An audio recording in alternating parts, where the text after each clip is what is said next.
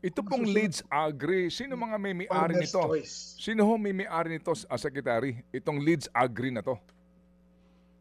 Ah, hindi pa nga maliwanag sa akin at kuwan. So we still have to halongkatin po namin ng mabuti Mhm. sa Securities and Exchange Commission Mm. kung sino po yung mga incorporators ito Mm. at saka owners at sino po yung mga principal investors. Okay. So I hope ipapalabas sa atin yan ng PhilMec at saka ni Secretary Cho Laurel. Mm.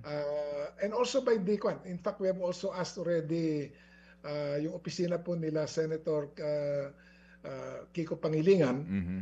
na tignan din po ito. Kasi may oversight function po Opo, o opo. oversight responsibility po ang Senate Committee on Agriculture. Mhm. As well as kwan po, meron pong joint congressional oversight committee or commission na under existing law, dapat din po tinitignan itong mga projects na ito, including those funded by the Rice Competitiveness Opo. Enhancement.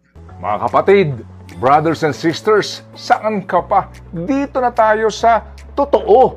Dito na tayo sa True FM. Mga kapatid, mag-subscribe and follow po kayo sa social media accounts ng True Network PH. Yan po kami, hanapin nyo lang True Network PH, Facebook, Instagram, YouTube, TikTok, and podcast.